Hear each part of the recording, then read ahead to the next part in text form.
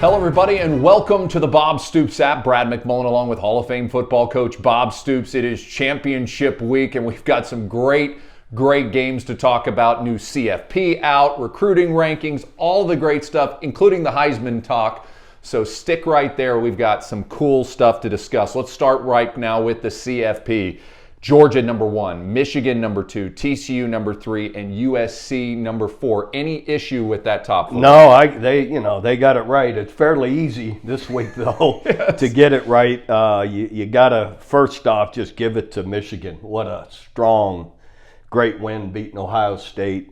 Just really impressive. And then you got to give it to USC with all that pressure, knowing they got to win to stay in it, and they played a great game. And Caleb Williams, of course, we'll talk about with Heisman stuff, played a great game. So, no, this was a fairly easy pick. I think Ohio State's the one, that's lurking around just because of the season they've had, and they have the one loss, of course, at home to Michigan. But still, there's Michigan right at 2 in a pretty good game. But anyhow, I thought the two big winners were Michigan and SC, of course, the way they played and the move up that way. Obviously, championship week, anything can happen, but do you see any scenario that Georgia or Michigan, even with a loss, would fall out of the top 4? I think it's pretty unlikely if I don't know how you could drop Michigan out after they just beat Ohio State at home and move Ohio State in. Right. That doesn't seem to make any sense. And Georgia has been so solid for 2 years now. So how do you, I don't think so. I think they both stay in. Yeah, defending national champion, it's hard to remove them if you're the top team, and especially with how well they played. And key for me is that Tennessee game, how they dominated that Tennessee game. And of course, Oregon, that's why they play the games, right? You have the resume at the end of the year for a reason. Absolutely. They've had some strong wins and have been so consistent.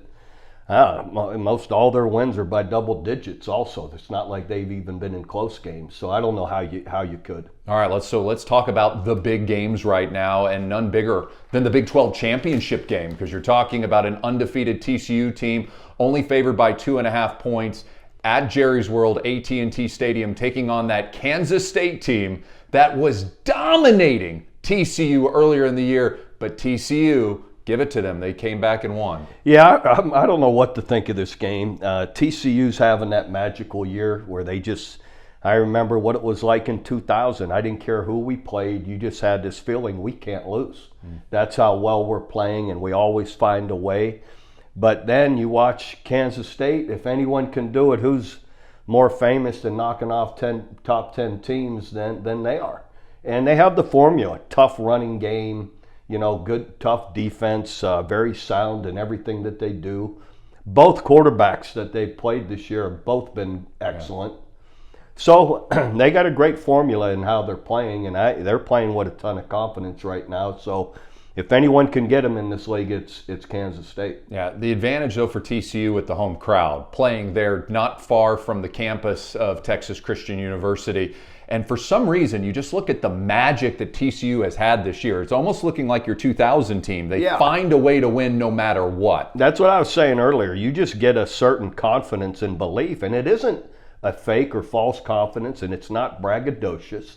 It's just a true belief that we'll always find a way to win. And different people do, or in positions make a play or two that make the difference. And Sonny Dykes and their crew really got that going on this year. But again, if anyone's going to get it done, it's Kansas State. Yeah, Sonny Dykes obviously up for National Coach of the Year and well deserving, coming into a program that had been raided from the transfer portal, had a coaching change, all of those different things, and look at them, undefeated at the end of the year. Yeah, they've all done a masterful job. And Garrett Riley, his offensive coordinator, has been outstanding as well, just watching them, all the different ways they play, score, and Duggins, their quarterback, has been excellent. So yeah, they've really got it going. And remember, Chandler Morris was actually the starting quarterback. He got hurt, and then Duggan came in and had this stellar season that should get him a trip to New York City. Yeah, absolutely. He's been incredible, just consistent the whole year.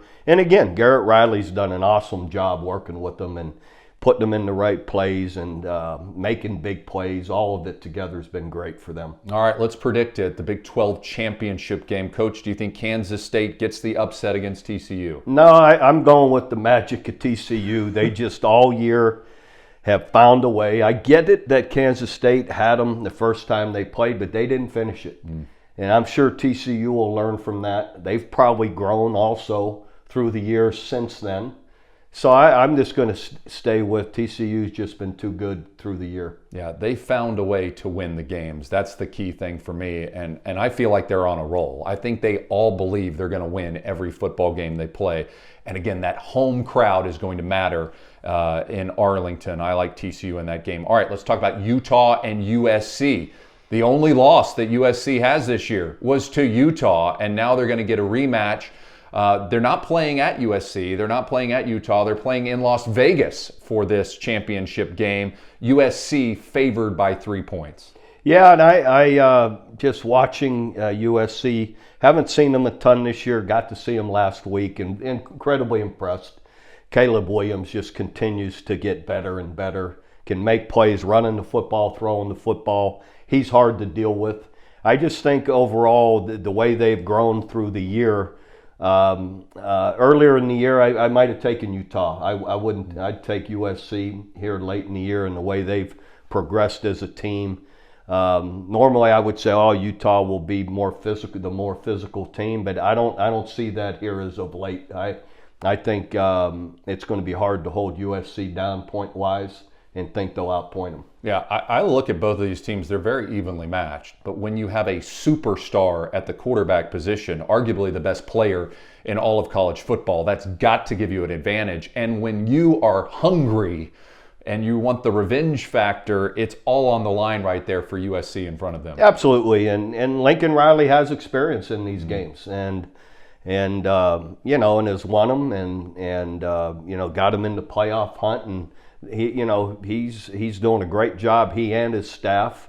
And anyway, I just believe they'll be able to outpoint Utah in this game. And a lot on the line, not just a conference championship for USC, likely Heisman Trophy winner for Caleb Williams, and a playoff spot for the Trojans. I love the Trojans in this game. All right, a game that looked really exciting a week ago until LSU played awful last week. Now LSU will be playing Georgia for the SEC championship, and the Bulldogs are favored by 18 points against the LSU Tigers that just a few weeks ago beat Alabama. Yeah, I like Georgia, of course, in this game. That 18's a lot, though. A lot of points. And I think LSU will have something to prove. I would think Georgia will feel a little bit too comfortable playing a team that just got beat. So I'd take the points in LSU, but I don't think there's any question Georgia will win the game. Yeah, I agree with you, Coach. I think Georgia's going to win the game. I think they're going to go on and play in the college football playoff again. But 18 points, as we have found out from this LSU team, who's played a lot of great teams this year. Exactly. Their schedule has been very strong. They play up in the big games, and I think that Coach Kelly will have them ready for this one. So I like Georgia to win, but I love LSU and the points. All right, UCF in Tulane playing. Tulane getting to play at home in New Orleans. Tulane favored by 4 over the future Big 12 member UCF. Yeah, I like Tulane in this, but being at home, that crowd, they've done an excellent job. And, so I think they'll be able to handle UCF. Yeah, and the committee talked about it. The reason why Tulane is ranked in the top 20, they proved it on the road when they beat Kansas State earlier in the year. So they do have a big win right there. All right, talk about the Big Ten championship. Purdue taking on the Michigan Wolverines. I mean, you're talking about a large point spread in this one, 17 points, but I think it's justified because of how well Michigan's played lately. Yeah, no question. Defense and offense, they've just been solid in every way. So I like Michigan in this. I think they still have a chip on their shoulder, want to keep proving something that this is who they are. So Jim Harbaugh's staff have done an incredible job. The play caller, by the way, on offense is Sharon Moore, one of the coordinators. Sharon, a former O-lineman for us here at OU. I'm bad about which years he was here, but a super guy. I've got to see him the last couple of years covering, when I was with Fox, covering Michigan some. So just proud of him. They've done a great job offensively, defensively. What a solid, good football team. Yeah, and they did all of that against Ohio State when they didn't have all of their players playing, and now they're getting a little bit healthier. And you talked in the preseason when, Michigan was outside the top 20 for a lot of people, and you were very high on Michigan, saying they've got a good thing going. They just proved that this year. No question, and changed. Both coordinators left to go. One went back to the pros, I think. Anyway, different coordinators. They've come in and haven't missed a beat, and played last week without their top running back. Blake Corum didn't play. So, and other guys just filled in and still lit it up running the football. So that says a lot. All right, the ACC championship game has no real playoff implications because of Clemson's struggle this year, and especially the big loss they had against Notre Dame a couple of weeks ago. But they're going to be playing North Carolina, and this was a Tar Heel team that just got upset recently. So when you look at this one, Clemson's favored by 7.5 points. How do you feel this game's going to go? Yeah, I'm just Clemson's been off all year. I just don't believe they're as strong and good as we've been used to watching them over the last 10 years.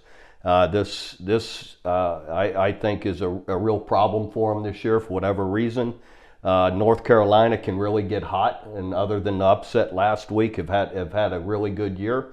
I just going to go out on a limb and take North Carolina.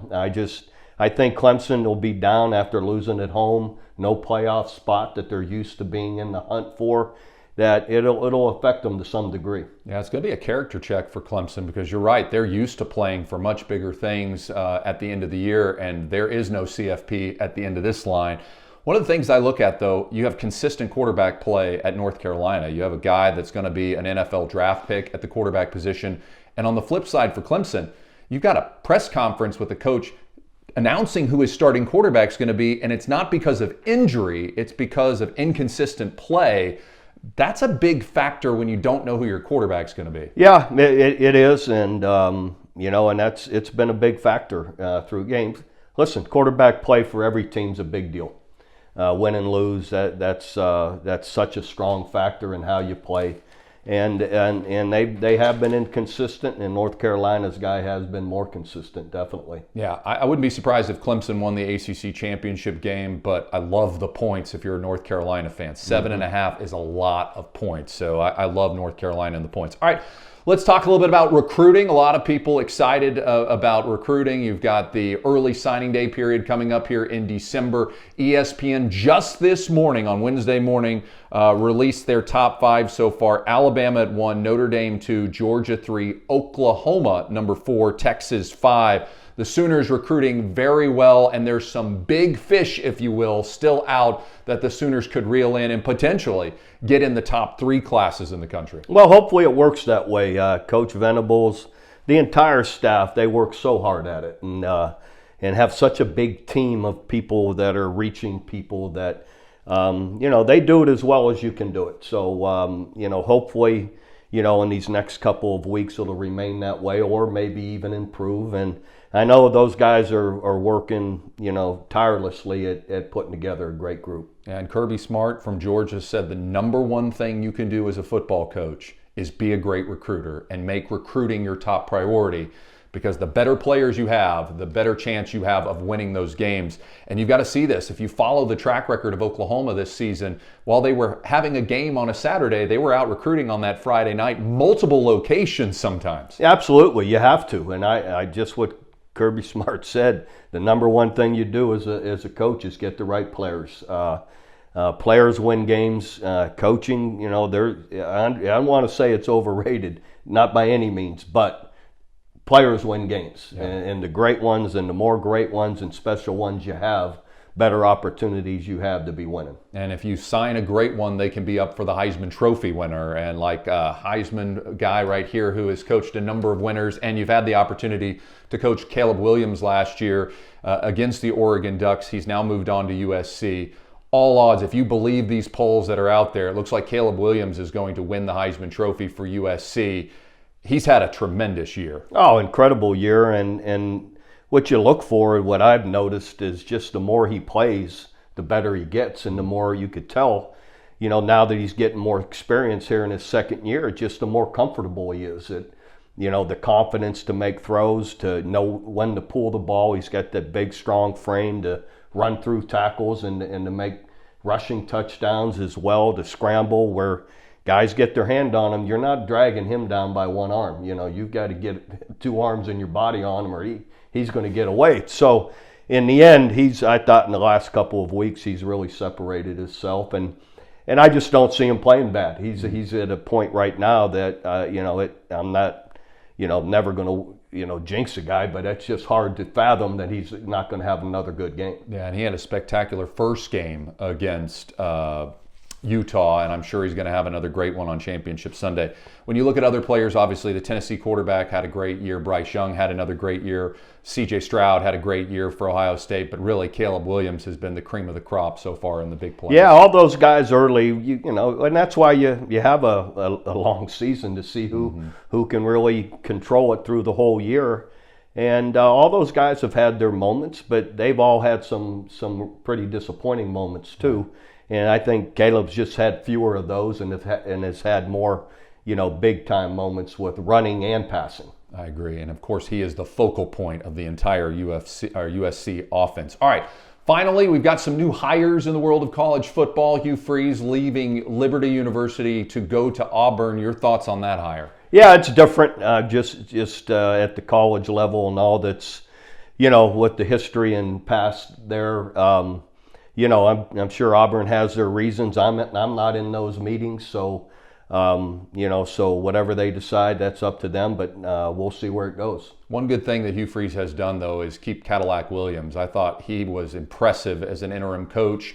Did a lot publicly for Auburn in the press conferences and really keeping the team and, most importantly, keeping those kids from hitting the transfer portal. No question. You can't beat guys like Cadillac Williams. I don't really personally know them, but guys that I know that I coached at OU that have a history at the place and a great history and great reputations, and the players relate to them well. So you can't go wrong with guys, your alumni, that are those kind of guys. And I agree. I thought he was did an excellent job in the interim basis. And DeMarco Murray did the same thing for Oklahoma last Absolutely. year. An OU guy, loved by a lot of people, and an incredible recruiter, and stayed with the program and really helped keep those kids on campus. All right, another big hire, Trent Dilfer going to UAB, the former Super Bowl winning quarterback. This is a guy that's been really involved in the prep world right now, doing Quarterback Universe and some other things out there.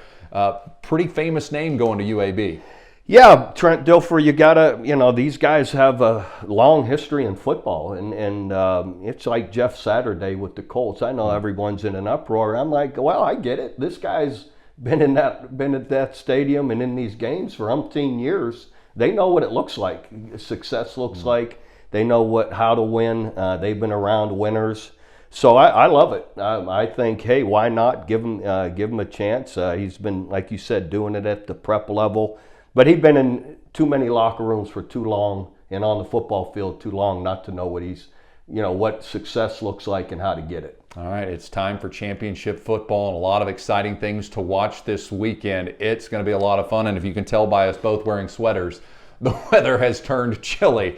So it is time for some great football. Can't wait to watch the CFP unfold this weekend. For Coach Bob Stoops, I'm Brad McMullen. Remember, for videos anytime, just click on our video tab.